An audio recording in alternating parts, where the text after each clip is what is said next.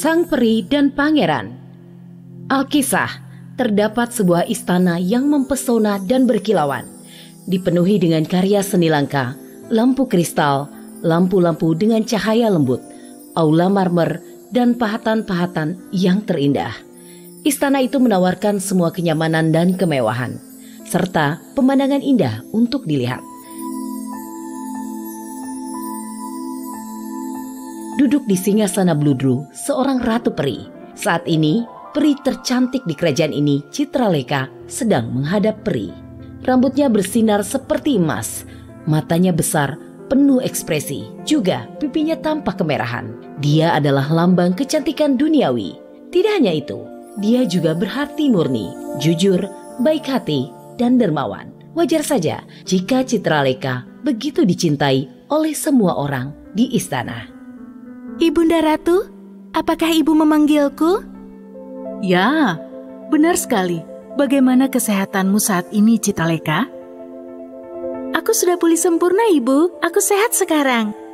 Aku sudah bisa bernyanyi dan menari kembali. Aku juga sudah bisa terbang di udara lagi. Itu kabar yang bagus, Citraleka. Ibu mengkhawatirkanmu, tapi Ibu yakin kamu baik-baik saja sekarang. Mendengar percakapan ratu bersama Citraleka, seorang peri lain bernama Citra merasa iri. Dia cemburu pada Citraleka sejak kecil. Ratu peri lalu berkata kepada Citraleka, Citraleka, pergi dan bersenang-senanglah. Akhirnya Citraleka berjalan-jalan di taman bersama teman-temannya yang lain. Seekor burung merak yang menakjubkan membentangkan bulu dan memperlihatkan tariannya yang menawan di hadapan mereka. Citraleka sangat gembira dan mengikutinya. Kupu-kupu berwarna-warni melayang di sekelilingnya dan mencium pipi juga kepalanya. Tunas mekar menjadi bunga di sekelilingnya. Alam tampak hidup dan bahagia di sekitarnya. Citra menyaksikan semua ini dari kejauhan dan menjadi sangat iri. Citraleka lalu menghadap Ratu Peri di istananya sekali lagi. Kali ini dia punya satu permintaan. Ibunda Ratu, jika Ibu Ratu memperbolehkan, izinkanlah aku turun ke bumi sebentar. Aku ingin membantu penduduk bumi. Itu pemikiran yang mulia. Kau begitu murah hati, Citraleka. Doaku dan restuku menyertai perjalananmu. Jika kamu dalam masalah, pikirkan saja aku. Aku akan datang untuk menolongmu. Ibunda Ratu, aku juga ingin turun ke bumi. Apa yang akan kau lakukan di sana? Aku akan membantu Citraleka. Baiklah kalau begitu, pergilah bersamanya. Citraleka dan Citra mengucapkan selamat tinggal kepada Ratu dan terbang menuju bumi. Mereka mendarat di sebuah desa kecil. Citra memandangi sebuah gubuk kecil lalu mengangkat alisnya dengan merasa jijik. Citraleka, kenapa kamu membawaku ke tempat kumuh seperti ini? Ini seperti reruntuhan. Lihat mereka semua, miskin, sakit-sakitan, dan tertindas. Ada orang yang baik dan jujur di sini. Orang miskin pun memiliki hati yang murni. Lalu Citraleka mengayunkan tongkat bintangnya sambil berkata, Semoga semua permasalahan mereka berlalu. Pakaian yang indah-indah tiba-tiba muncul di tubuh orang-orang tua, muda, dan anak-anak. Mereka terkejut dan saling berpandangan. Seorang anak mulai berbicara dan berkata, Ini sebuah keajaiban. Lihatlah, orang-orang pada pakai baju yang bagus-bagus. Ya Tuhan, apakah ini sebuah keajaiban? Belas kasih-Mu sungguh tak terbatas ya Tuhan. Citraleka tersenyum puas, sementara Citra merasa kesal. Tampak seorang lelaki miskin membawa seikat besar kayu di atas kepalanya. Citraleka meringankan bebannya dengan kekuatan sihirnya. Pria itu tampak lega dan bahagia lalu terus melanjutkan perjalanannya. Dengan bantuan tongkat ajaibnya, Citraleka pun memenuhi rumah penduduk desa dengan persediaan makanan. Kemudian kedua peri itu terbang menuju hutan. Ketika mereka terbang di atas hutan, mereka melihat seorang pemuda tampan sedang dililit oleh ular sanca yang ingin mencekiknya sampai mati. Citra, ayo kita pergi menolongnya. Dan dengan keajaiban tongkat bintangnya, Citraleka berhasil melepaskan pemuda itu dari cengkraman ular sanca. Dia berdiri dan menghela napas lega. Dia melihat lurus ke depan dan melihat Citraleka tersenyum kepadanya. Dia terpikat oleh kecantikan peri muda itu. Lalu, pemuda itu menangkupkan tangannya dan berterima kasih kepada Citraleka. Wahai peri kahyangan, terima kasih kau telah membantuku dengan menyelamatkan hidupku. Siapa namamu? Namaku Citrafir. Lalu siapa namamu? Namaku Citraleka. Aku tinggal di kerajaan peri. Ceritakanlah pada kami tentang dirimu. Aku adalah pangeran kerajaan ini, tapi aku berkeliaran ke sana kemari seperti gelandangan. Beberapa tahun yang lalu, seorang penyihir jahat menangkap orang tuaku dan memenjarakan mereka di sebuah gua. Dia yang memerintah kerajaanku sekarang. Setelah mendengar perkataan sang pangeran, Citraleka merasa sangat terganggu. Dia lalu berkata kepada pangeran, Jangan khawatir, semua akan baik-baik saja. Citraleka segera mengambil tongkat ajaibnya dan membangun sebuah istana kecil lengkap dengan isinya untuk sang pangeran. Pangeran yang baik, tinggallah dengan nyaman di istana ini sampai kita tahu langkah apa yang harus kita ambil. Mereka bertiga kemudian tinggal di istana itu. Citra mulai menaruh hati kepada sang pangeran. Citraleka menganggap sang pangeran baik hati dan jujur. Ketika Citra melihat mereka berbicara bersama, dia merasa marah. Dia tidak bisa mengendalikan pikiran dan perasaan iri di hatinya. Dia membenci ketulusan Citraleka dan sikapnya yang terlihat sok suci. Citra begitu egois dan tidak bisa melihat segala sesuatunya secara jernih. Dalam benaknya, Citra bersumpah untuk menghancurkan Citraleka demi kepuasan hatinya sendiri.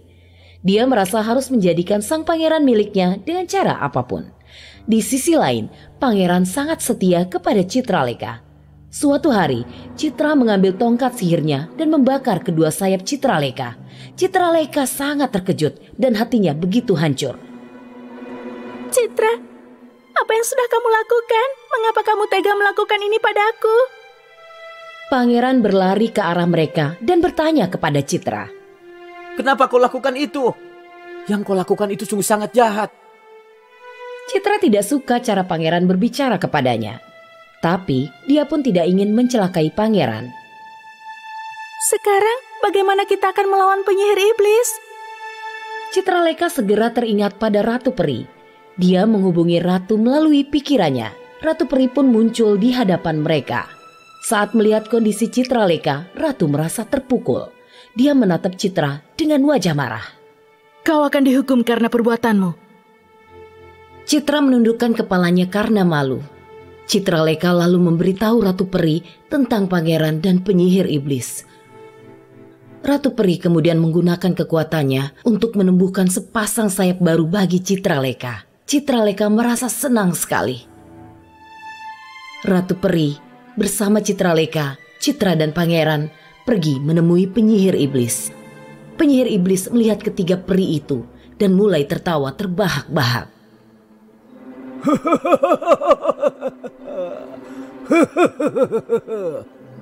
Lihat siapa yang datang mengunjungiku. Apakah kalian siap menjadi budak-budakku?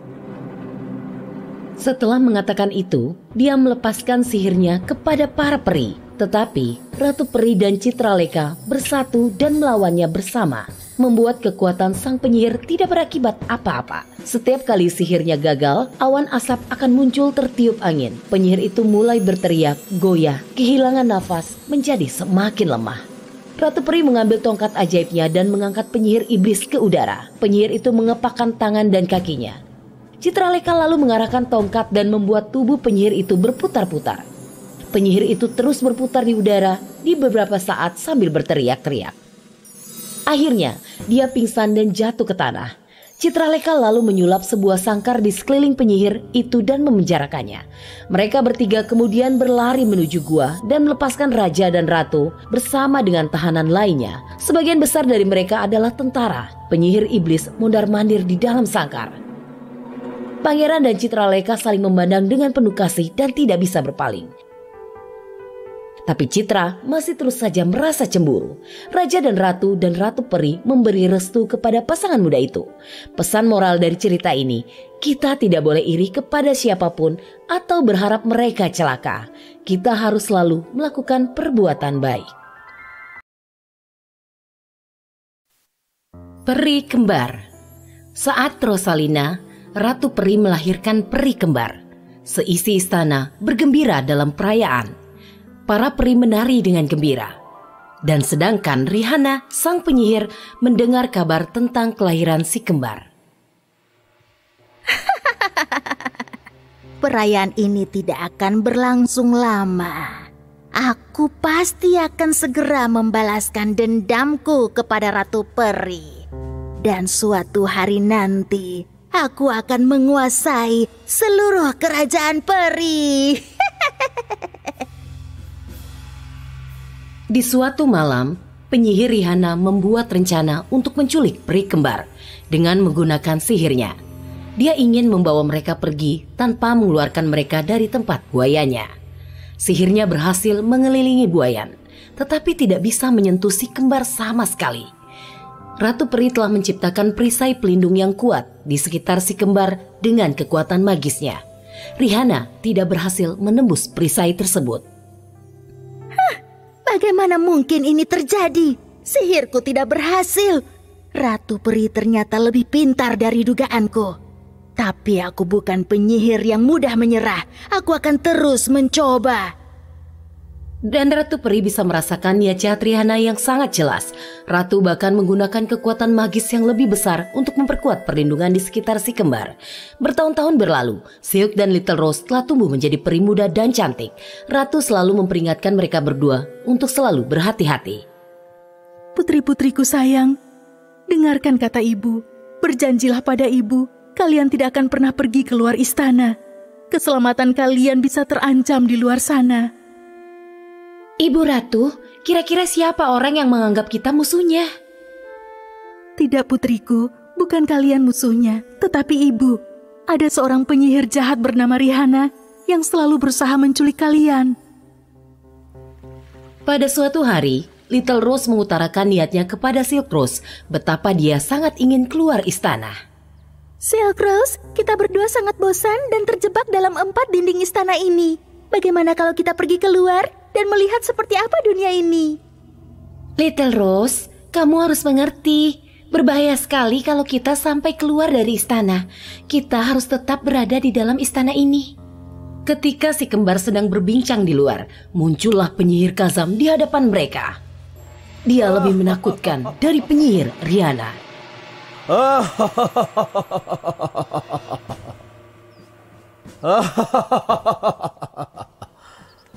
Dua putri kembar kesayangan Ratu Peri. Kalian ingin melihat dunia luar, bukan? Ikutlah denganku. Aku akan membawa kalian mengelilingi dunia. Siapa kau? Kami tidak pernah melihatmu sebelumnya. Aku adalah penyihir Kazam. Akulah orangnya. Akulah jagoannya. Bersiaplah, nona-nona. Kita akan berangkat. Penyihir Kazam mengecilkan tubuh Silk Rose dan Little Rose dengan sihirnya dan mengurung mereka di dalam sebuah sangkar kecil. Dia kemudian terbang langsung membawa mereka kepada penyihir Rihanna. Penyihir itu sangat gembira melihat mereka akhirnya berhasil ditangkap. Kazam, hari ini kau berhasil melakukan apa yang tidak bisa kulakukan selama bertahun-tahun. Sihirku tidak mempan terhadap mereka karena perisai pelindung yang dibuat oleh Ratu Peri. Sekarang aku bisa membalaskan dendamku padanya. Aku pun harus membalas dendam kepadanya. Tujuan kita sekarang adalah untuk mengambil kendali penuh atas seluruh kerajaan peri. Jika kita bekerja sama, kita bisa menguasai kerajaan peri bersama-sama. Raja Henry telah ditawan olehku. Sekarang yang harus kita lakukan adalah menangkap Ratu Peri. Tidak, jangan. Tolong bebaskan ayahku, penyihir. Tolong bebaskan ayahku, aku mohon.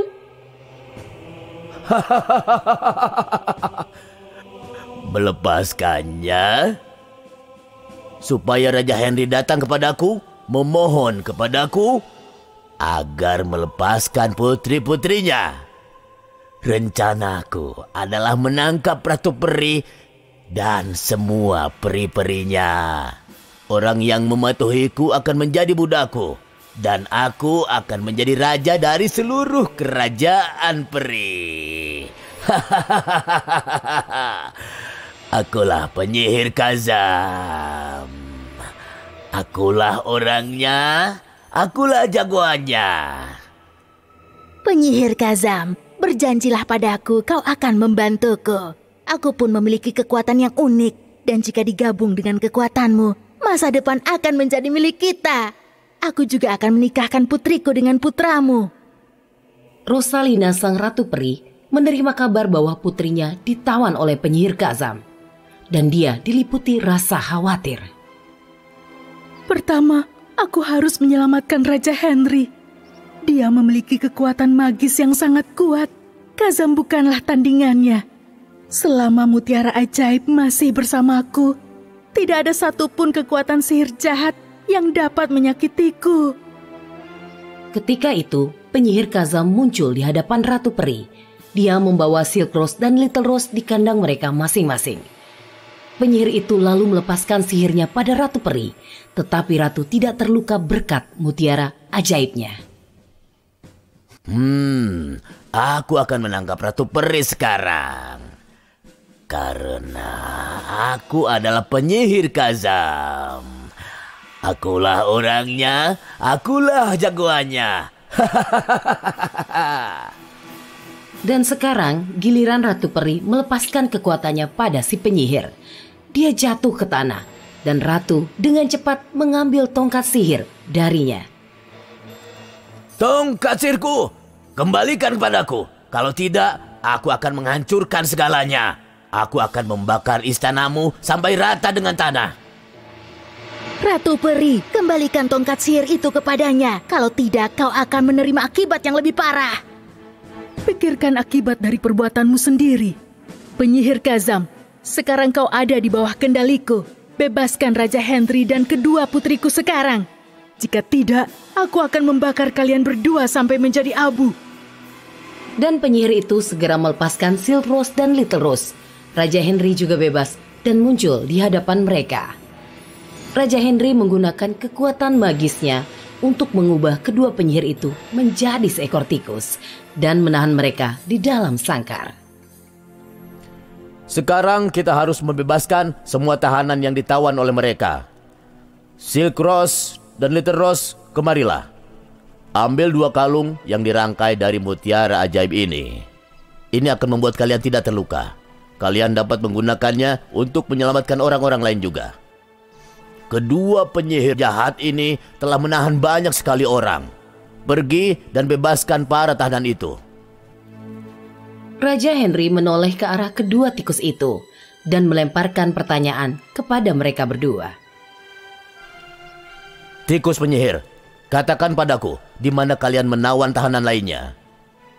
Ingat, kami memegang tongkat sihir milikmu. Sekarang katakan di mana?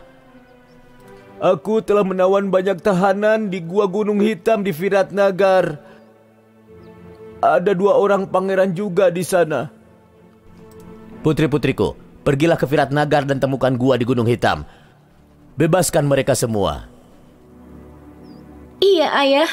Kami berdua berangkat sekarang juga. Sayangku, berhati-hatilah. Jika kalian berada dalam kesulitan, kalian hanya perlu mengingat kami. Silk Rose dan Little Rose terbang dan tiba di gua di Gunung Hitam. Mereka membebaskan semua tahanan di sana.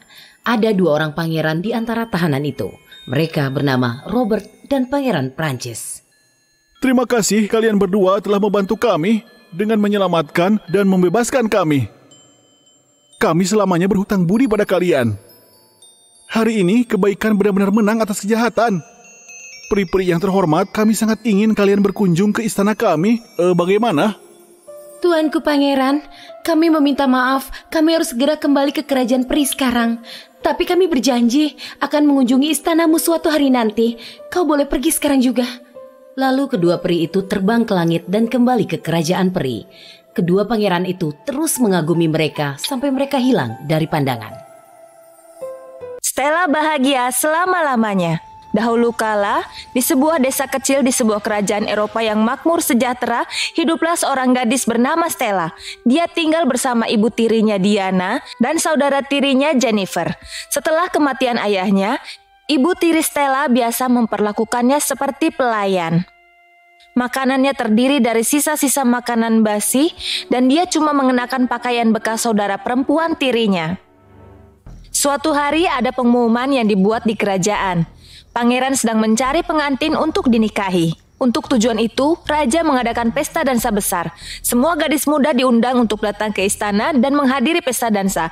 Ibu tiri Stella, Diana, dan saudara tirinya Jennifer sangat senang mendengar pengumuman undangan ini. Jennifer sayang, sekarang saatnya bagi kamu untuk menurunkan berat badan. Kalau kamu ingin menikah dengan sang pangeran, penampilanmu harus menjadi prioritas utama. Sekarang, di mana gadis malang ini? Cepatlah, Stella! Ya, Ibu, aku datang. Tugasmu menyajikan makanan untuk Jennifer sekarang. Pertama timbang dulu agar aku setujui lalu sajikan. Kamu harus merawat dia baik-baik. Kamu sudah paham? Ya, Ibu, aku paham. Aku harus memastikan penampilan Jennifer terbaik untuk pesta sang pangeran. Stella, ambilkan sepatu kami. Kami harus keluar untuk membeli sesuatu. Stella cepat pergi dan mengambil sepatu mereka. Keduanya pun segera berangkat berbelanja. Stella berharap dia bisa pergi ke pesta dansa itu. Ibu, bisakah aku ikut kalian ke pesta dansa juga? Aku berjanji tidak akan kelihatan. Tidak bisa. Tidak boleh sama sekali. Kami tidak mau membawamu. Jangan pernah sampai berpikiran begitu. Kamu mengerti? Hidi, sepatu kami bisa kedodoran nanti. Ibu dan putrinya itu pun berangkat membeli kostum dan barang-barang lainnya untuk mempersiapkan pesta dansa sang pangeran Robert. Stella yang malang diam-diam masuk ke dalam dan merasa sedih. Dia duduk di dekat jendela dan mulai menangis. Tetesan air matanya jatuh pada bunga lili di pot dekat jendela.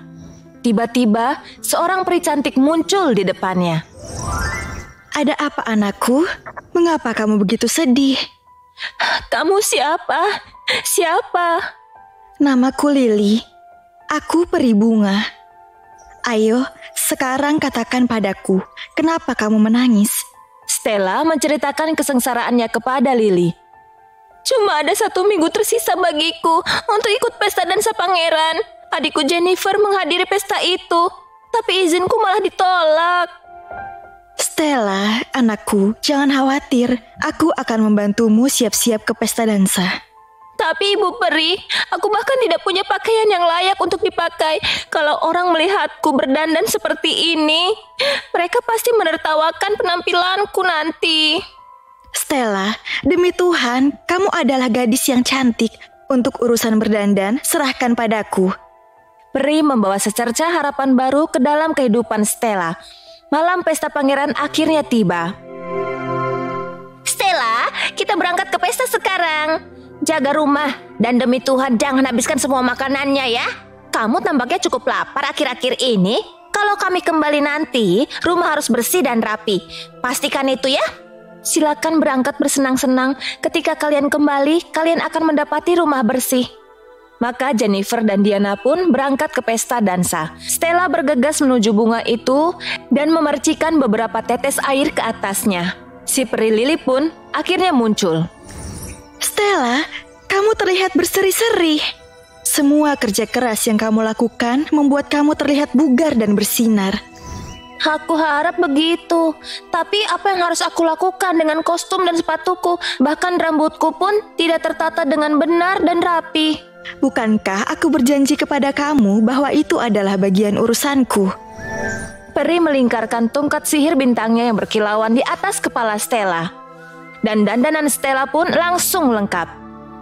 Rambut panjang yang lurus, gaun berhias kristal, sepatu yang empuk, dan memikat perhatian. Sarung tangan sutra yang terasa selembut awan di tangan ketika dipakai. Saat Stella melihat dirinya di cermin, dia tercengang.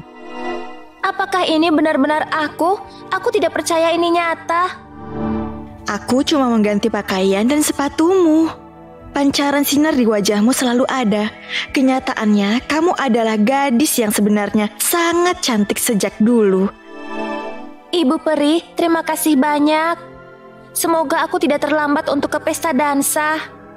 Jangan khawatir soal itu. Aku telah mengatur untuk itu juga. Transformasi Stella selesai dan sekarang dia bisa keluar dari rumah. Sebuah keretanan indah yang dikemudikan oleh kuda putih sedang menunggunya di luar. Dia masuk ke dalam dan berangkat menuju ke pesta dansa. Istana dipenuhi banyak gadis yang datang untuk menghadiri pesta dansa.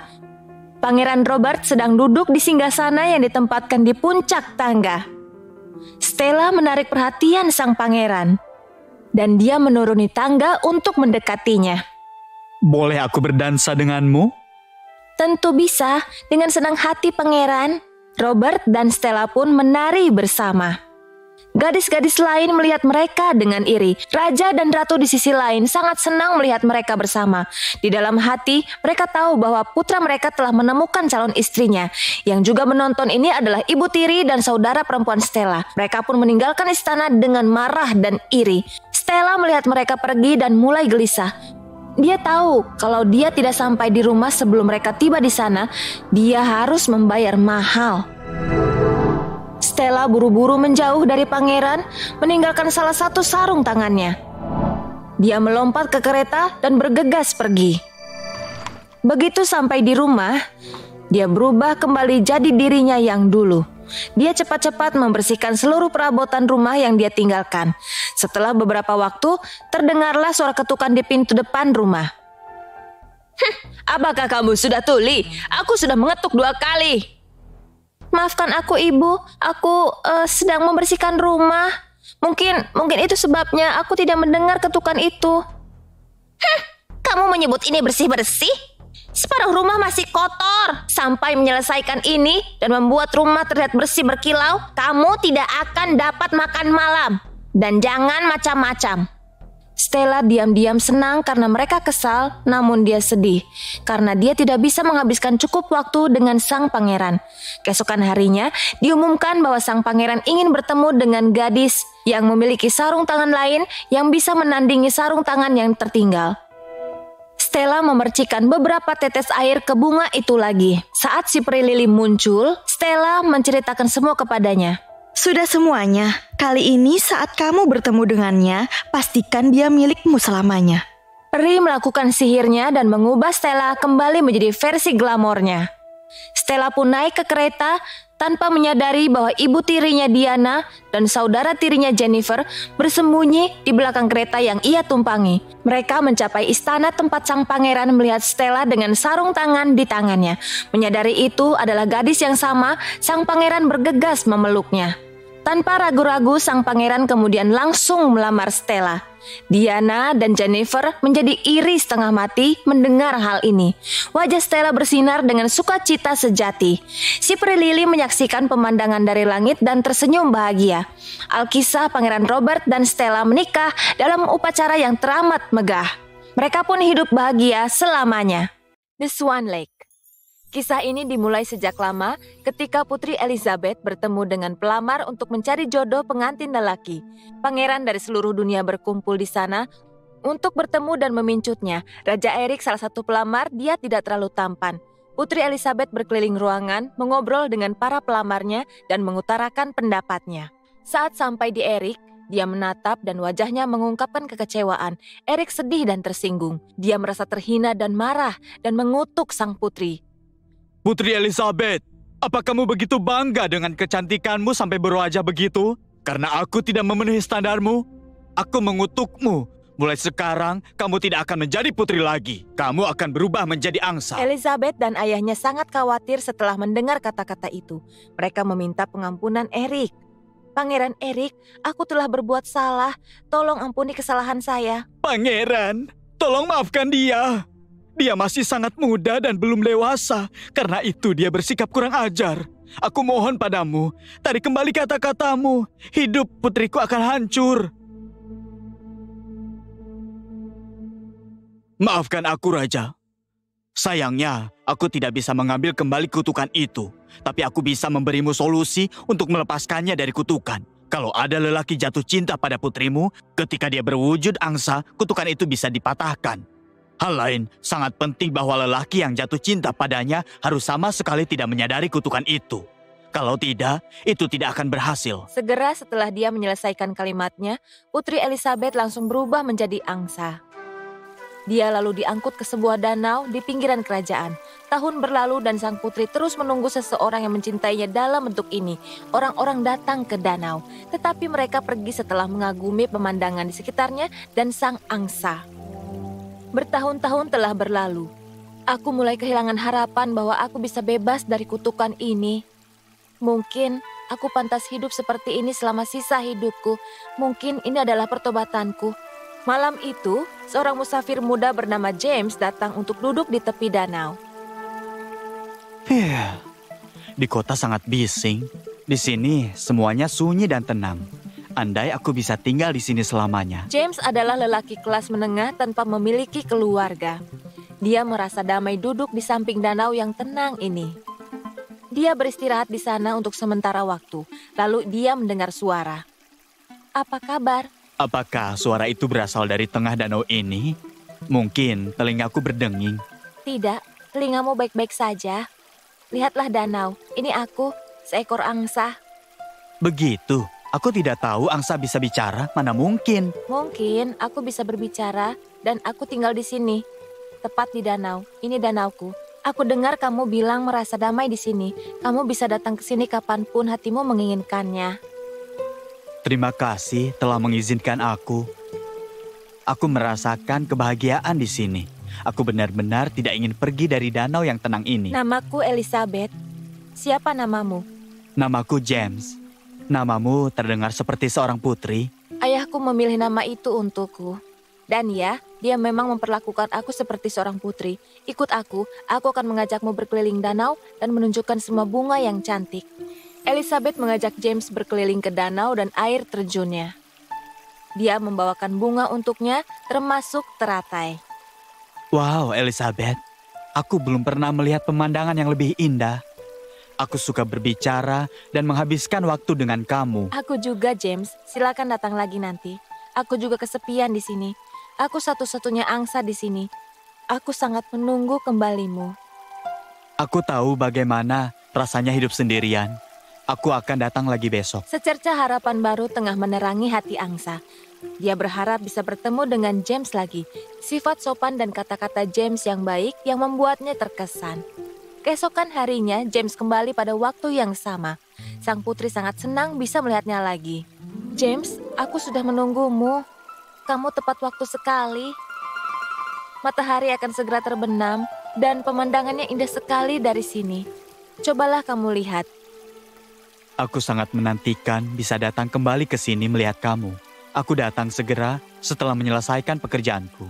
Kamu benar, pemandangannya indah sekali.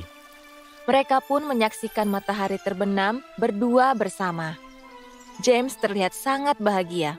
Elizabeth, ternyata kamu benar sekali. Aku akan datang tiap hari menontonnya bersamamu. Iya, James, itu tak terlupakan. Namun keindahan yang seperti itu jarang dinikmati ketika kita sendirian. Aku bisa memahami kesedihanmu, Elizabeth. Tapi tolong jangan anggap dirimu sendirian. Aku di sini bersamamu. Aku akan ada untukmu apapun yang terjadi. Mendengar James mengucapkan kata-kata ini, Elizabeth menitikkan air mata kebahagiaan. Dia akhirnya bisa langsung merasakan bagaimana rasanya dicintai. Elizabeth menjadi sangat menyayangi James. Dia juga sadar bahwa hati yang baik lebih berharga daripada kecantikan, kekayaan, atau status. Dan yang paling penting adalah sifat yang baik dan tulus. James juga semakin menyukai Elizabeth. Tapi dia terus bertanya-tanya pada dirinya sendiri. Akankah seekor angsa memahami dan menerima cintanya? Suatu hari James tidak muncul di danau. Elizabeth menjadi cemas. Dan dia terus mengkhawatirkan akan kesehatan si James. Dia tidak bisa tidur pada malam hari. Mengapa James tidak datang hari ini? Mungkinkah dia dalam masalah? Ya Tuhan, tolong jaga dia tetap aman. Keesokan harinya, James datang sore hari, jauh lebih awal dari biasanya. Saat melihatnya di sana, Elizabeth berkata, "James, kemarin kamu kemana? Kamu tidak memberitahuku kalau kamu tidak akan datang. Apa semuanya baik-baik saja? Nanti-nanti, jangan menghilang seperti itu tanpa memberitahuku. Kamu tahu betapa khawatirnya aku?" Oh tidak, maafkan aku Elizabeth.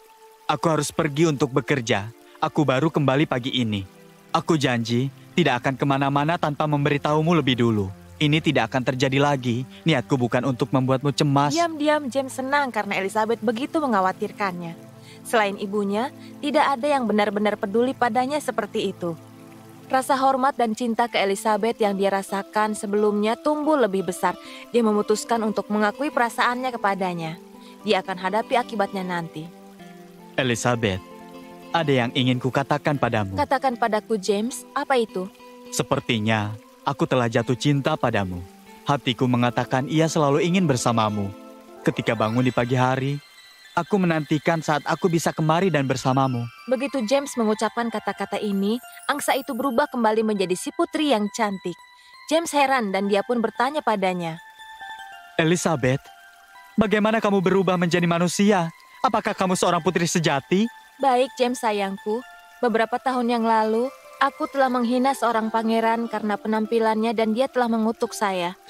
Aku harus menjalani kehidupan angsa sampai seseorang benar-benar mencintaiku terlepas dari apa bentukku. Aku telah menerima kenyataan bahwa aku akan mati sebagai angsa, tetapi cinta sejatimu sekarang telah membebaskan aku dari kutukan. Kalau kamu benar-benar seorang putri, bagaimana kamu akan menghabiskan hidupmu dengan lelaki biasa seperti aku? Cuma kamu yang mengajariku arti cinta yang sebenarnya. Tidak ada raja atau pangeran yang bisa dibandingkan dengan manusia biasa yang mampu mencintai seekor angsa. Kekayaan sejati seorang lelaki adalah sifatnya, bukan statusnya. Dan aku belum pernah bertemu orang yang sekaya kamu. Aku ingin menikah dengan kamu, James. Aku ingin menjadikanmu pendamping hidupku.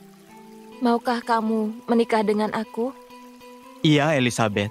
Aku mencintaimu juga. Aku bahkan tidak bisa membayangkan hidup tanpamu. Maka James dan Elizabeth pun akhirnya menikah. James pun diangkat menjadi pewaris tahta. James dan Elizabeth hidup bahagia dan damai bersama. Tri Penyesalan. Dahulu kala, pada suatu hari yang penuh badai, di istana Maharaja dari Maharashtra, seorang putri kecil bernama Garima lahir. Untuk mengekspresikan kebahagiaan mereka, Raja dan Ratu membagikan emas permata kepada orang-orang di kerajaan mereka. Waktu berlalu dan Garima pun berusia 6 tahun. Suatu hari dia mengajukan permintaan aneh ke ibunya. Ibu, bawakan aku bulan bintang. Oh Garima, apa kamu kehilangan akal? Bagaimana mungkin bisa memetik bintang dari langit? Raja keluar dari kamarnya saat itu. Hahaha, jangan resah sayangku. Kamu ingin bintang-bintang? Ayah akan mengirim menteri mengambilnya untuk kamu. Atas perintah raja, menteri pergi dan mengambil beberapa bintang kertas. Setelah menerimanya, Putri Garima sangat senang. Oh, terima kasih ayah. Ayah yang terbaik, tak pernah mengecewakan aku. Rajaku, perlakuanmu telah memanjakannya. Tuhan tahu bagaimana dia akan berubah nanti. Hahaha, bukan itu masalahnya, ratuku. Semakin dia tumbuh, dia akan menjadi semakin dewasa. Akhirnya, tibalah ketika sang putri berusia 16 tahun. Namun, tidak ada perubahan nyata dalam sikap atau kebiasaannya. Dia terus menyerang para pelayan dan menghina mereka semua. Memperlakukannya tidak manusiawi. Suatu hari, seorang pelayan datang ke kamar Garima dengan semangkuk kir. Hidup sang putri, Ratu mengirimkan kir ini untukmu. Dia minta kamu mengonsumsinya saat masih hangat.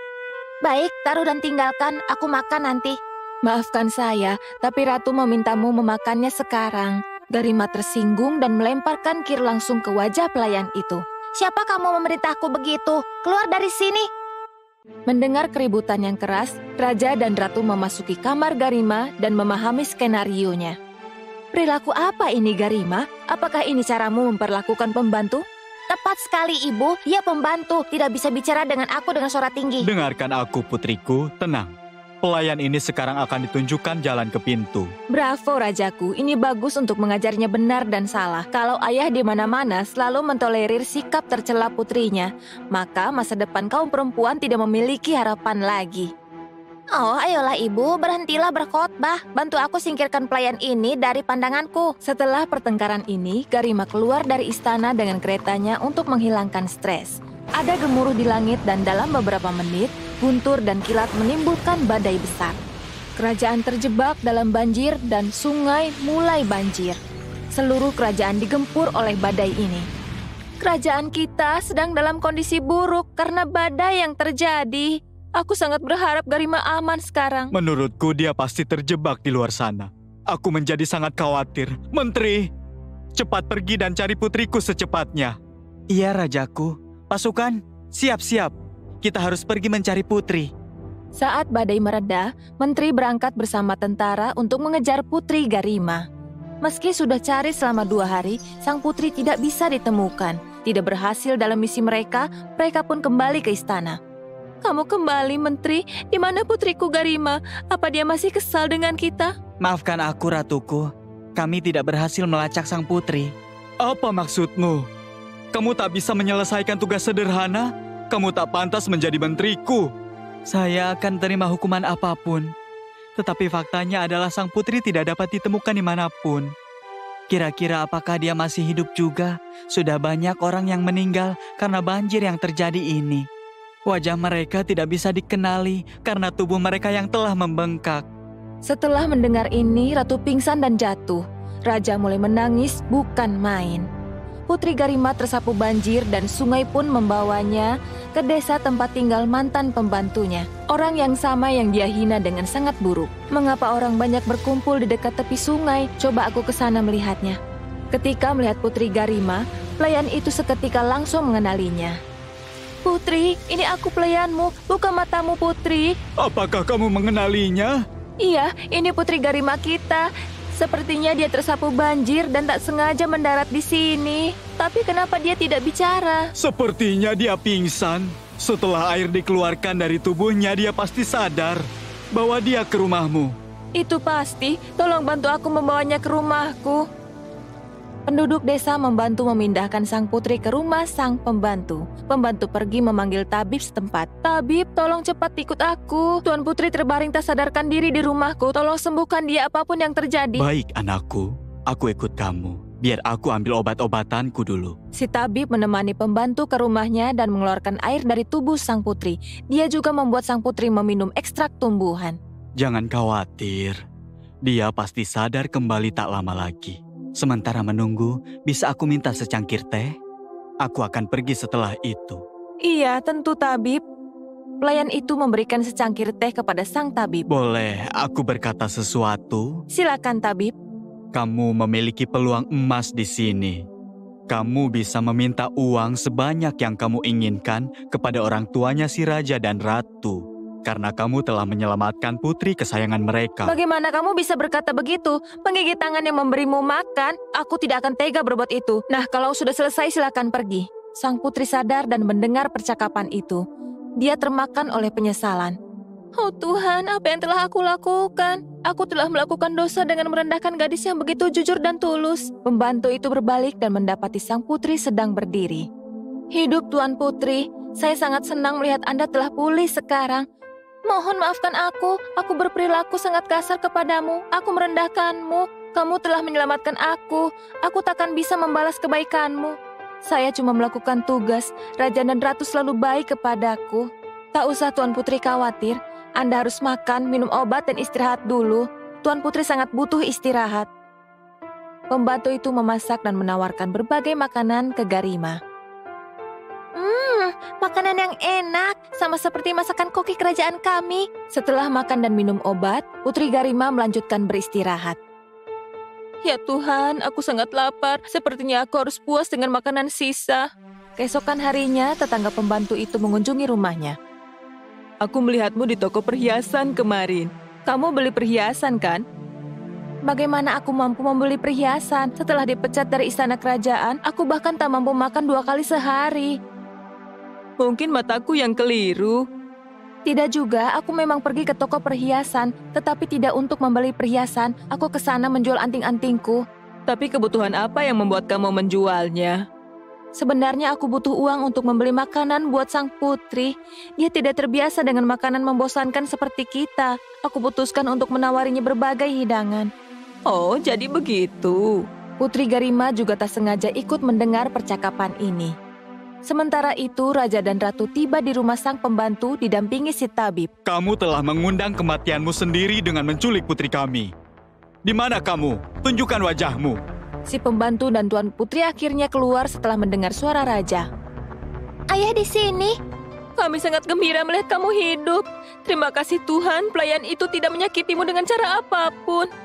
Ratuku, mana mungkin saya tega menyakiti putri kita sendiri. Diam kamu.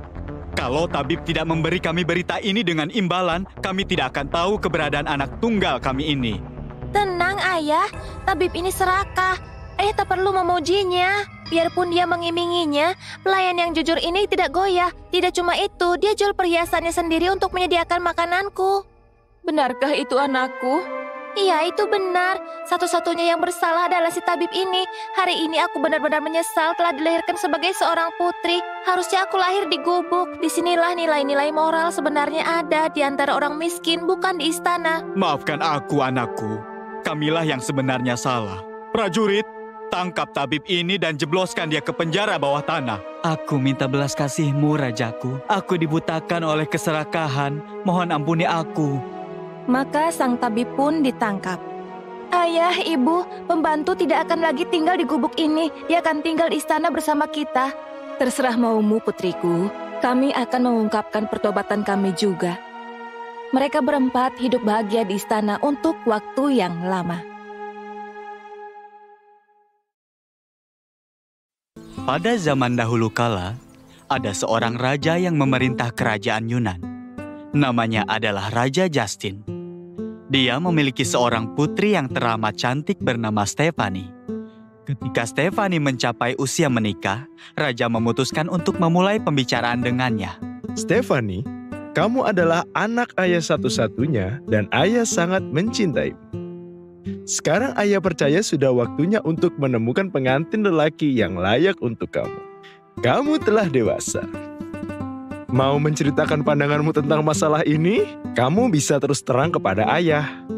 Ayah, aku tidak ingin cuma menikah dengan keluarga kerajaan atau keluarga yang kaya.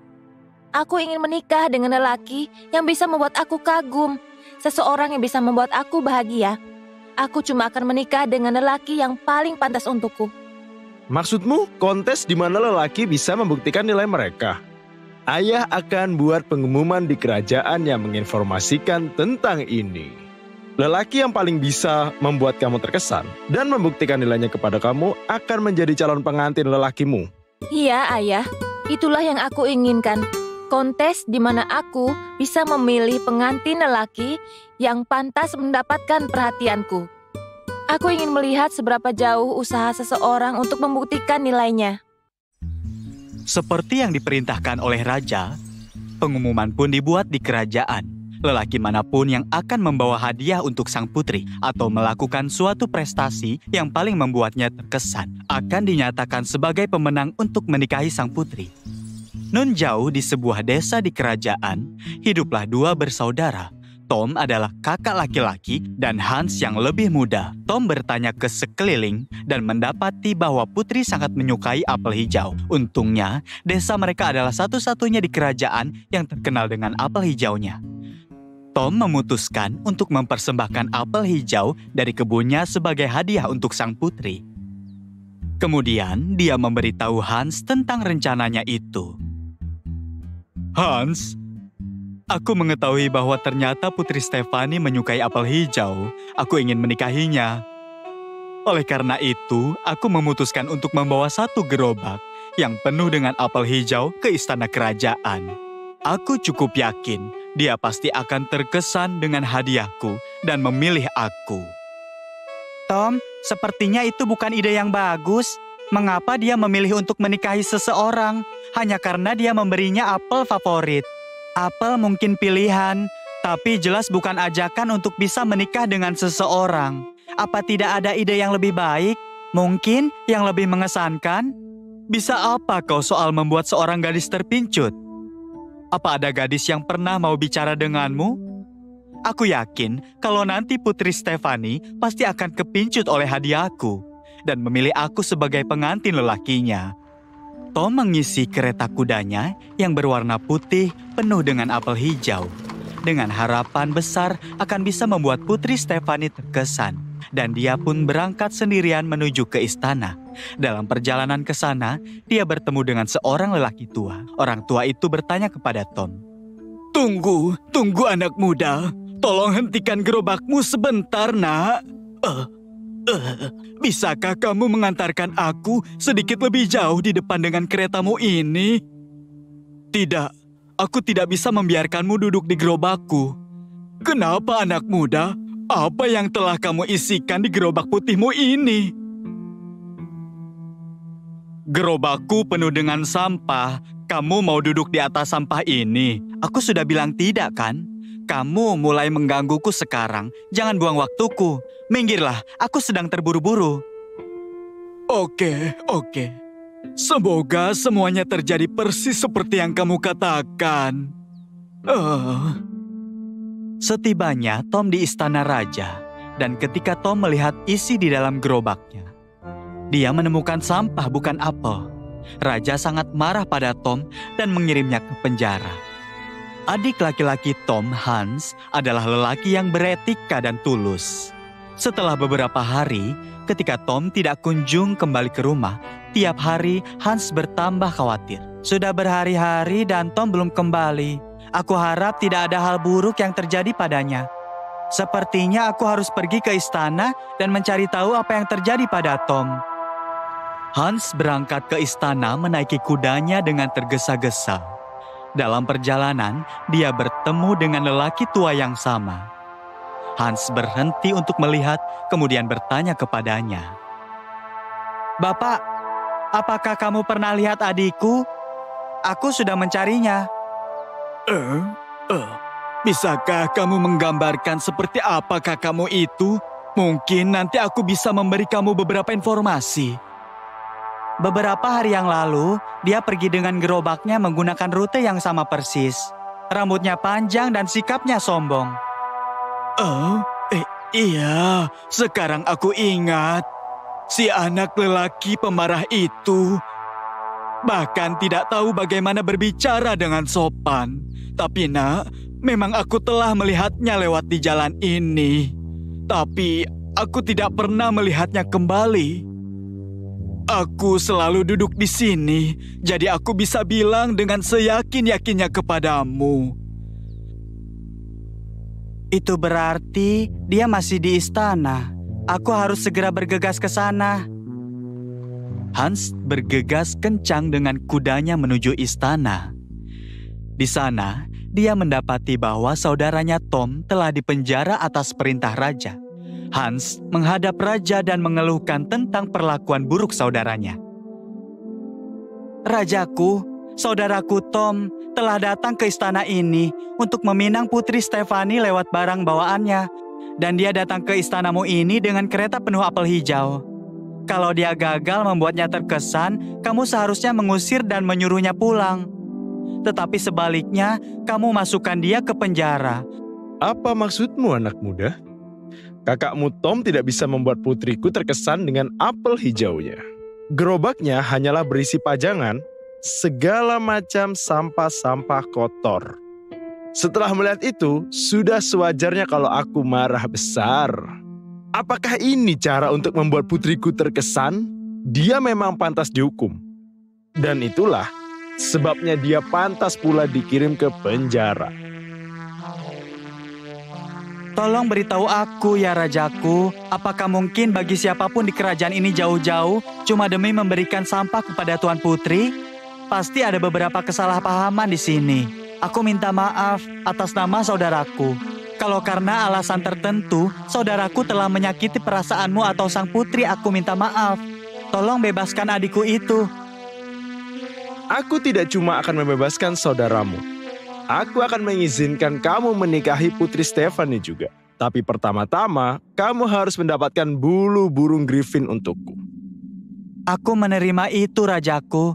Aku akan melakukan apa saja demi menyelamatkan saudaraku. Griffin adalah burung yang mirip Garuda, tetapi tubuhnya berbentuk singa. Di Yunan, itu dianggap sebagai makhluk yang ditakuti.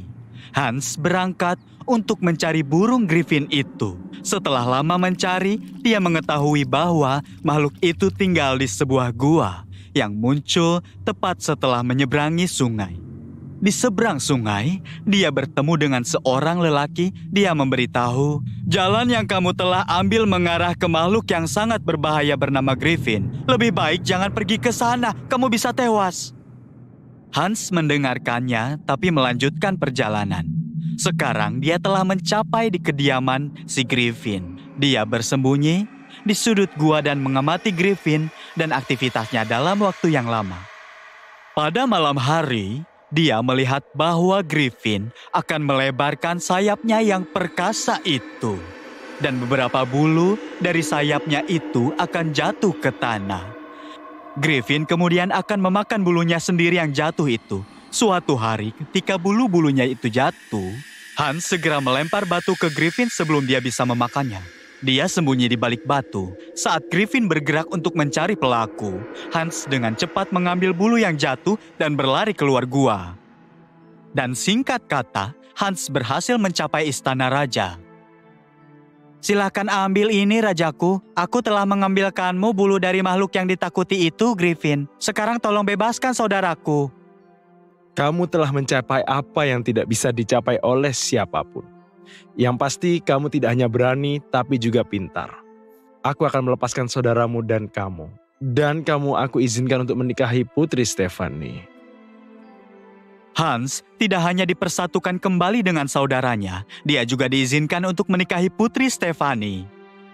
Semuanya datang kepada mereka yang tidak pernah menyerah. Ada budi, ada balas. Di suatu zaman, hiduplah seorang pria bernama Chester yang amat kaya, tapi dia juga terkenal amat pelit dan kikir sekali. Ia punya pembantu bernama Magda. Di masa mudanya, Chester adalah salah satu anak paling aktif di lingkungannya. Tapi saat ia jadi tua dan kaku, ia merasa amat sulit berjalan. Pembantunya menyarankan agar ia naik kuda. Akhirnya, Chester pergi sendiri ke pasar, di mana ia membeli seekor bagal seharga 7 keping uang emas. Kebetulan ada 3 pencuri yang berkeliaran di pasar, yang lebih suka hidup dari hasil kerja keras orang lain daripada mereka sendiri. Begitu mereka melihat bahwa Chester telah membeli bagal, salah satu dari mereka bicara pada kedua rekannya. Teman-teman, bagal itu harus jadi milik kita. Tapi bagaimana cara kita melakukannya? Kita bertiga harus berjaga di tempat-tempat sepanjang jalan pulang si Pak Tua dan masing-masing secara bergiliran harus berteriak bahwa bagal yang ia beli adalah keledai. Kalau kita tetap bersikeras, bagal itu akan jadi milik kita. Rencana ini cukup memuaskan yang lain, dan mereka semua berpencar untuk menunggu untuknya sepanjang jalannya. Saat Chester datang, si pencuri pertama berkata padanya, Tuhan memberkatimu, Bapak yang baik. Terima kasih untuk kesopananmu. Bapak dari mana? Dari pasar. Apa yang Bapak beli dari sana? Bagal ini. Bagal yang mana? Yang kutunggangi ini. Bapak serius atau bercanda? Apa maksudmu?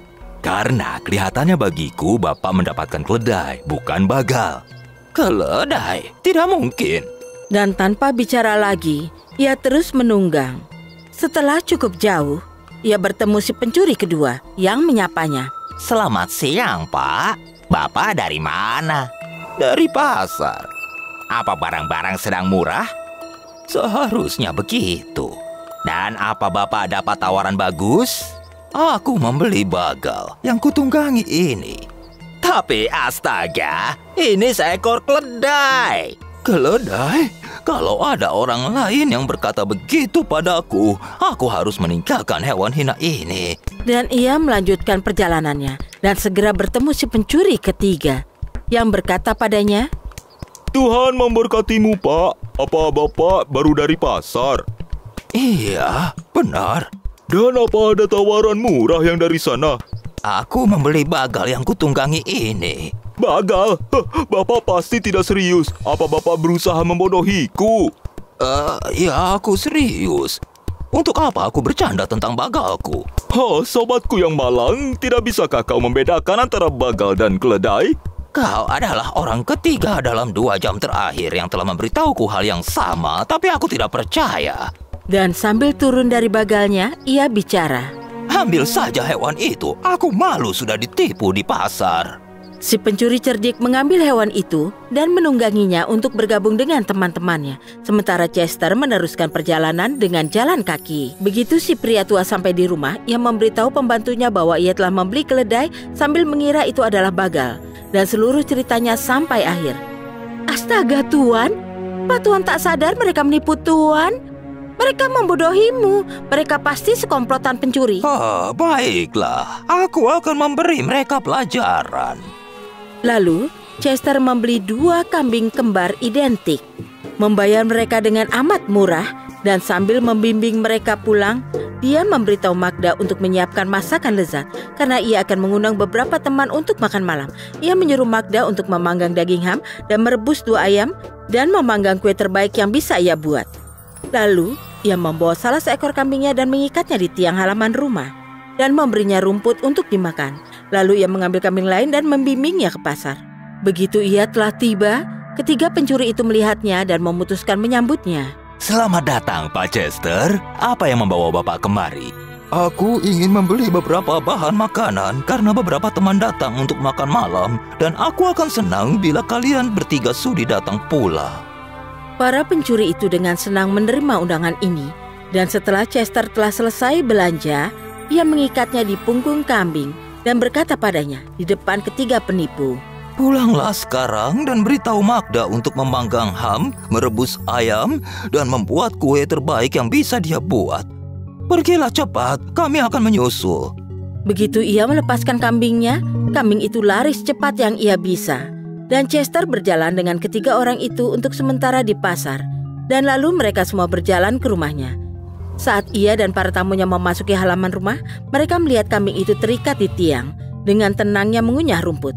Mereka terpukau pada ini, karena tentunya mereka mengira itu adalah kambing yang sama yang Chester bawa pulang, penuh dengan bahan makanan. Begitu mereka tiba di rumah, Chester berkata pada pembantunya, Nah, Magda, apa kau sudah melakukan yang kubilang pada kambing untukmu? Si wanita cerdik memahami tuannya dan menjawab, Tentu sudah, hamnya sudah dipanggang dan ayamnya sudah direbus. Bagus sekali. Saat ketiga penjahat itu melihat masakan-masakan daging itu dan kue dalam oven dan mendengar kata-kata Magda, mereka takjub dan mulai berunding bagaimana mereka bisa memiliki kambing itu. Akhirnya, menuju akhir makan malam, salah satu dari mereka berkata pada Chester, Tuan rumah, juallah kambing Bapak pada kami. Chester menjawab bahwa ia sangat tak ingin berpisah dengan hewan ajaib itu, karena uang sebanyak apapun tak akan bisa mengganti kehilangannya. Tapi, tetap saja bila mereka ingin, dia akan menyerahkannya seharga 50 keping uang emas. Para pencuri membayar 50 uang emas seketika dan pergi dari rumah itu cukup gembira, membimbing si kambing bersama mereka. Saat mereka pulang, mereka bicara pada istri-istri mereka. Jangan masak makan malam besok sampai kami mengirim pembawa pesan pulang. Keesokan harinya, mereka pergi ke pasar dan membeli ayam. Dan setelah mereka mengemasnya di punggung si kambing ajaib, mereka memberitahukan masakan-masakan yang mereka ingin istri mereka buatkan. Sesaat setelah kambing itu dilepas, dia lari secepat yang dia bisa. Saat jam makan malam tiba, mereka bertiga pulang dan menanyai istri mereka. Oh, dasar kau orang bodoh! Bagaimana kalian bisa percaya bahwa seekor kambing bisa melakukan tugas pembantu? Kalian telah tertipu mentah-mentah untuk perbuatan kalian pada orang lain. Itulah yang disebut ada budi, ada balas. Tamat.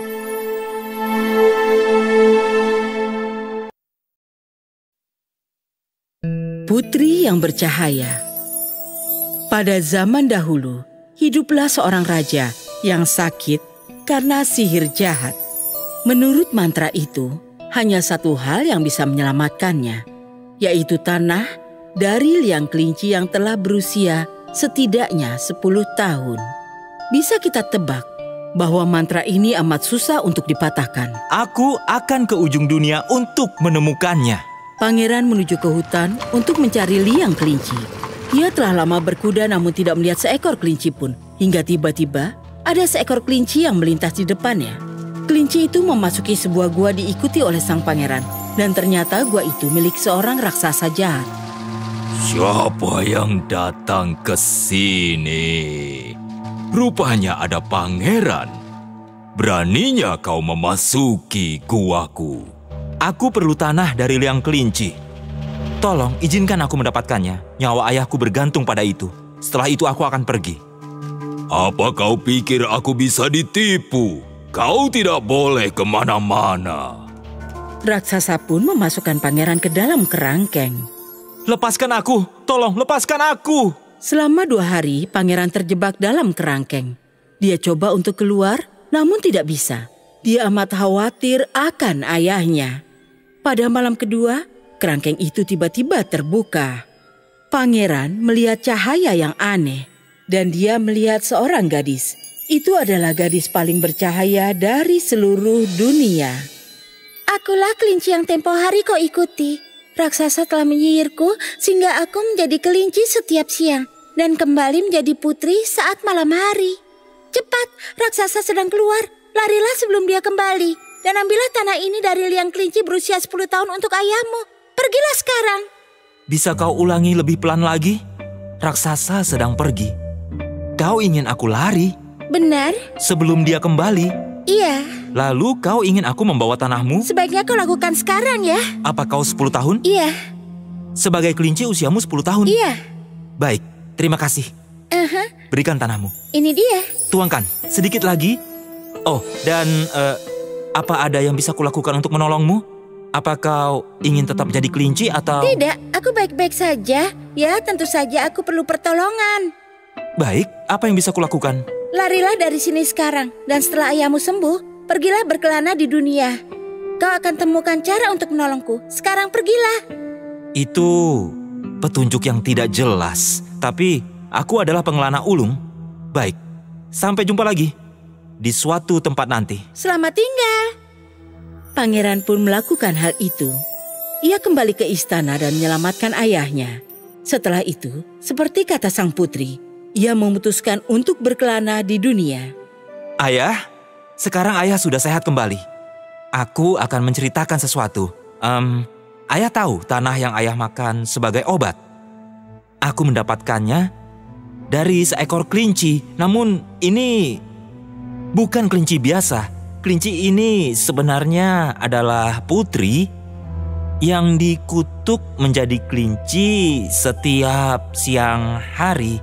Kita langsung ke intinya saja. Aku harus meninggalkan ayah dan pergi berkelana keliling dunia hingga menemukannya kembali. Itulah yang dia katakan padaku. Namun akan kupikirkan lagi. Aku mencintaimu, ayah. Senang ayah telah sehat kembali. Masih ada tanah di peti es. Anakku, ayah mengerti. Kurang lebih begitu. Terima kasih atas tanahnya. Putri kelinci telah menyelamatkan hidup ayah. Kau harus pergi kemanapun yang diperlukan untuk menolongnya. Ayah paham. Baiklah. Jadi, terima kasih. Lalu, aku juga akan lakukan ini dengan menyamar sebagai rakyat biasa dan melihat keahlian apa yang bisa kupelajari dalam perjalananku. Aku tidak tahu pengelanaan ini akan berlangsung berapa lama. Mungkin aku juga akan mengambil beberapa pendidikan kejuruan. Baiklah, ayah doakan yang terbaik. Semoga berhasil. Maka pangeran pun meninggalkan istana menyamar sebagai remaja biasa. Dia berkelana jauh dan suatu ketika dia bertemu dengan seorang nelayan di sebuah penginapan. Hei, anak muda, aku belum pernah melihatmu di sini. Apakah orang baru? Iya, aku ingin menjadi ahli. Maksudku mempelajari keahlian.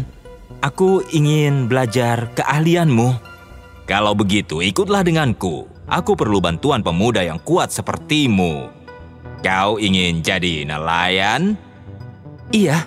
Maka pangeran pun pergi bersama nelayan dan mempelajari keahlian menangkap ikan. Setelah beberapa hari, setelah pekerjaan selesai, nelayan pun berkata, "Jala ini diberikan padaku oleh seorang penyihir. Tidak ada yang bisa lolos dari jala ini. Ambillah sebagai bayaranmu." Terima kasih banyak. Kemudian, pangeran pun melanjutkan perjalanan. Saat dia lapar, dia menangkap ikan. Saat perlu uang, ia menjual ikan. Lalu ia mencapai sebuah kerajaan yang baru. Istananya bersinar dengan ribuan cahaya terang di waktu malam. Dia pun bertanya kepada seseorang yang lewat. Kawan, aku orang baru di sini. Tolong ceritakan, kenapa istana ini dihias? Istana ini dihias setiap malam. Sang raja adalah seorang ayah yang sangat bangga dengan kecantikan putri kami. Dan raja menantang pada setiap wanita yang bisa bersinar melebihi putrinya.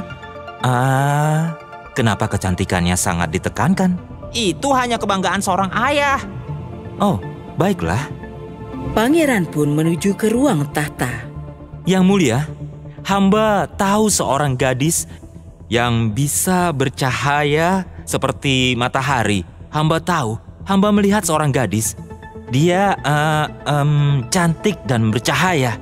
Dia bagaikan memancarkan sinar mentari. Maafkan hamba tidak berpikir sebelum menghadap. Yang mulia, hamba tahu seorang gadis yang bisa bersinar seterang mentari. Nelayan, ku beri kau waktu seminggu. Bawa gadis itu ke sini. Iya, baik yang mulia. Maka pangeran pun kembali ke hutan dan menemukan jalan ke gua raksasa. Dia kemudian memasuki gua. Mereka bertarung dengan sengit sebelum akhirnya pangeran menangkap raksasa dengan jalannya. Dan si raksasa pun dimasukkan ke penjara. Pangeran lalu menjemput sang putri dan keduanya pun keluar dari gua bersama.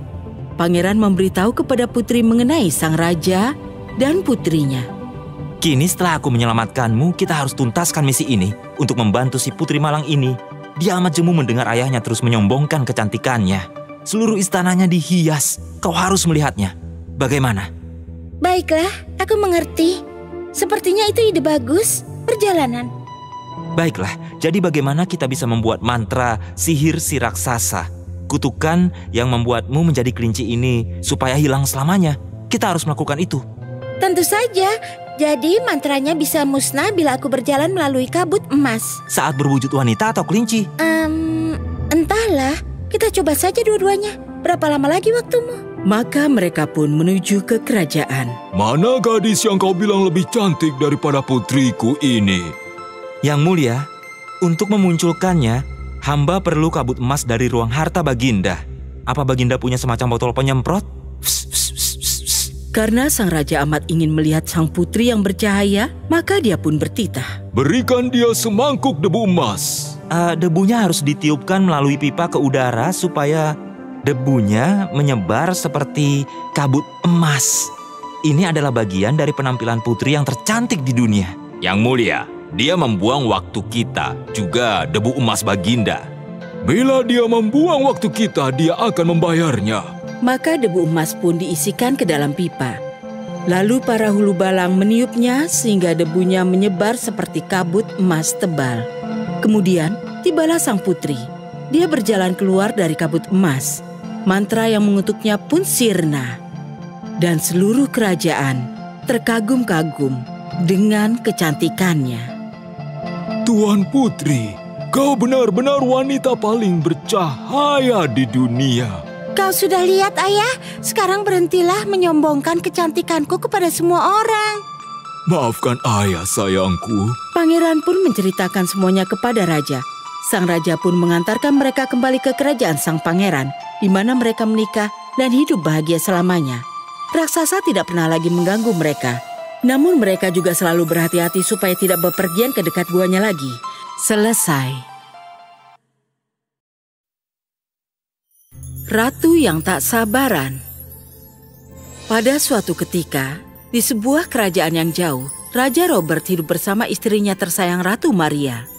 Robert dicintai oleh seluruh kerajaan karena baik hati, tetapi istrinya sangat dibenci karena ia sangat tidak sabaran.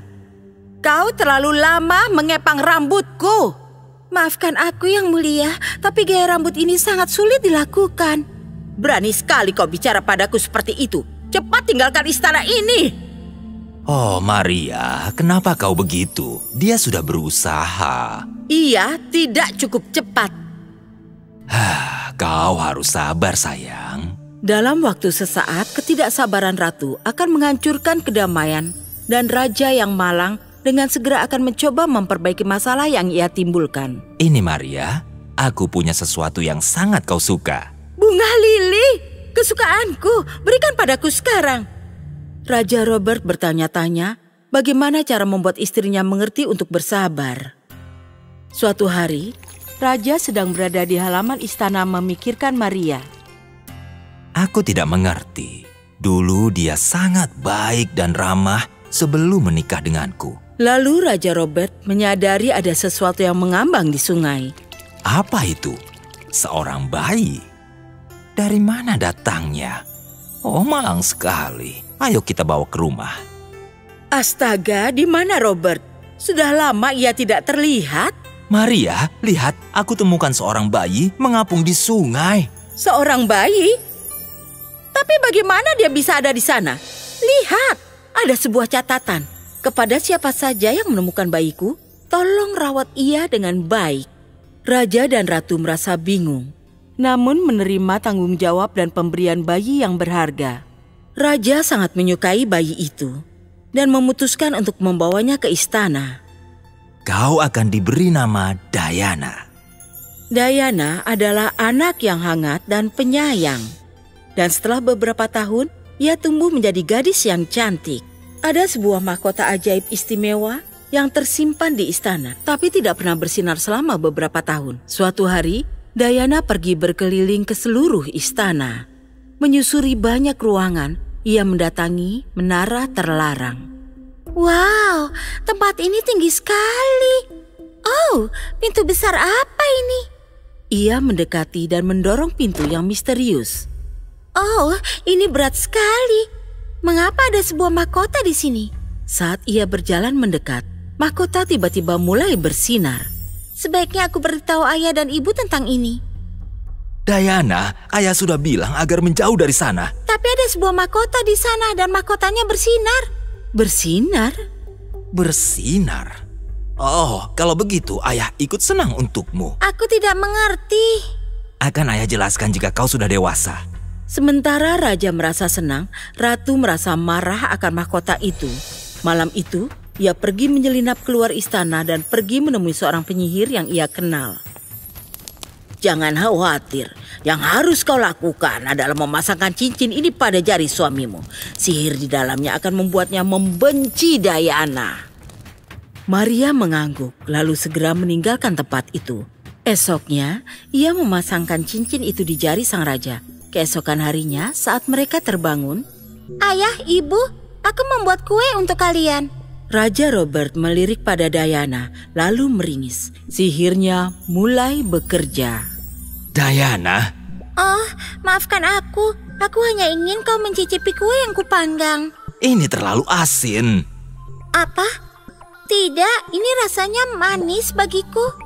Sihir yang ada pada cincin membuat rasa manis pada kue menjadi terasa tidak enak bagi raja. Dan itu berlanjut melukai persahabatan mereka. Pada suatu hari yang sepi, Diana pergi mengunjungi ruangan di mana terdapat mahkota legenda di dalamnya. Ini mahkota yang sangat cantik. Seperti apa ya kalau aku memakainya?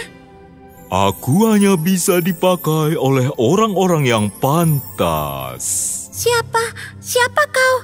Aku adalah mahkota legendaris. Tanyakan apa saja yang ingin kau tahu. Oh, ya, baik. Ada satu hal yang ingin ku tahu. Mengapa orang tuaku bersikap sangat aneh akhir-akhir ini?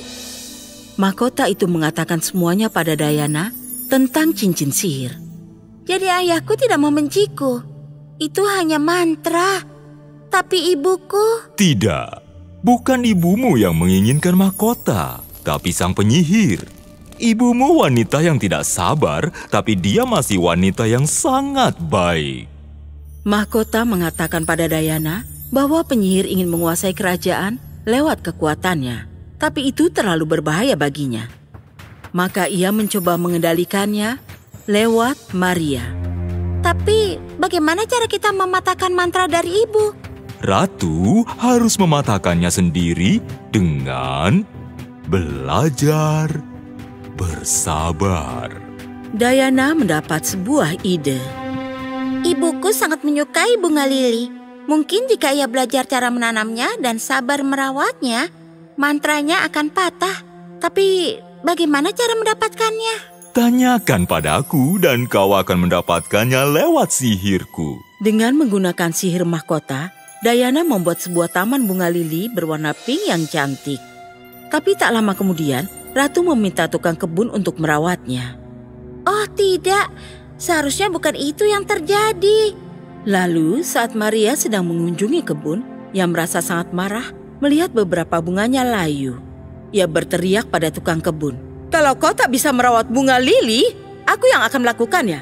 Diana merasa sangat senang karena Ratu sekarang setiap hari terlihat bekerja di kebun.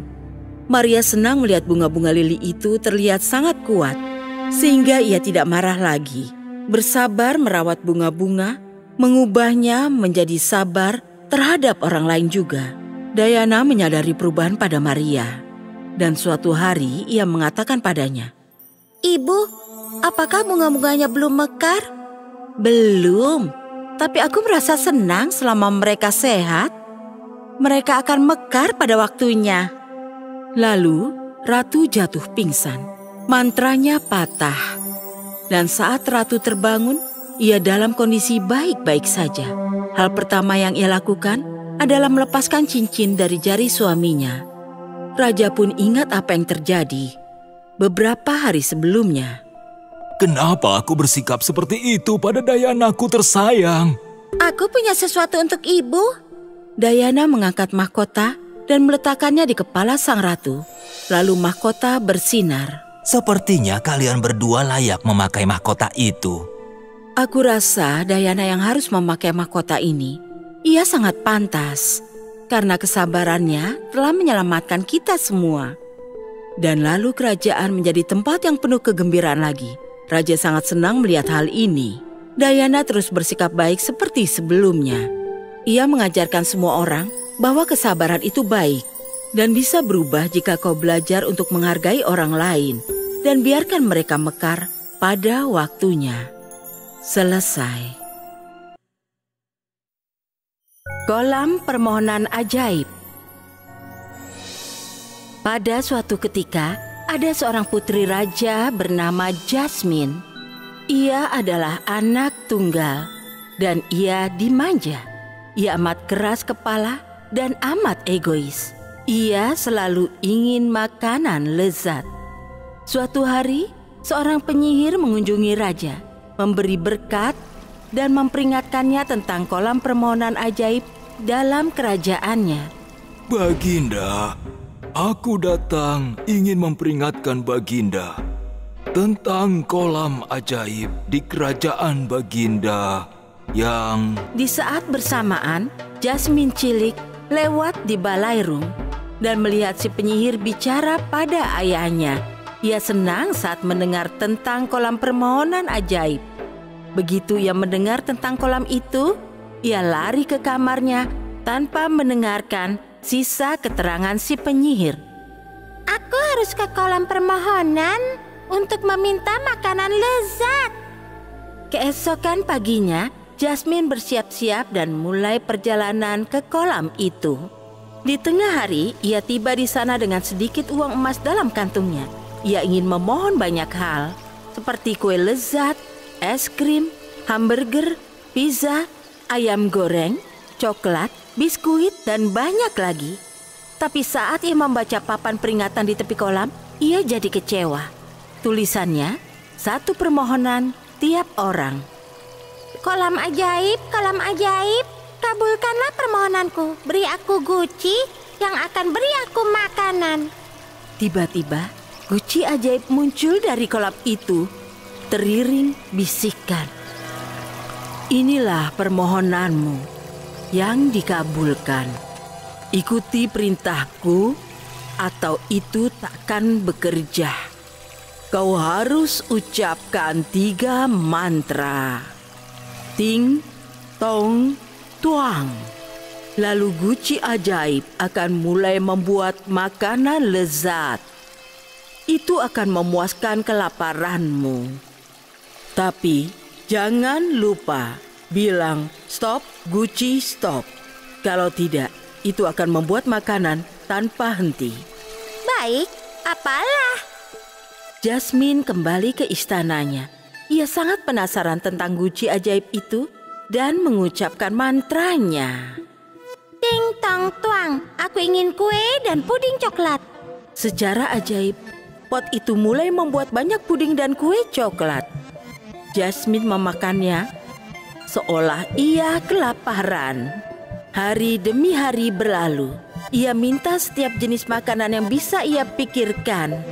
Ia mulai tambah gemuk banyak. Suatu hari, raja mengunjunginya. Ia melihat anak gendut makan paha ayam dan menghampirinya. Ia tak sadar itu putrinya sendiri hingga ia sudah dekat. Ia terkejut dan berkata, "Oh, putriku sayang, apa yang telah kau lakukan?" Ayah, beberapa hari yang lalu aku mengunjungi kolam ajaib dan meminta guci makanan ajaib. Sejak hari itu, aku memohon makanan. Dan kemarin malam aku lupa mantra untuk menghentikan guci itu. Raja menyadari betapa egois dan rakusnya dia. Raja memeluk putrinya yang menangis dan berkata, "Putriku, kau tidak pernah mendengar siapapun. Aku tahu kau mendengar penyihir bicara tentang kolam ajaib, tapi kau pasti tidak mendengarkan semuanya. Baginda, aku kemari untuk memperingatkanmu tentang kolam ajaib dalam wilayahmu yang mengabulkan permintaan. Tapi itu semua ada akibatnya.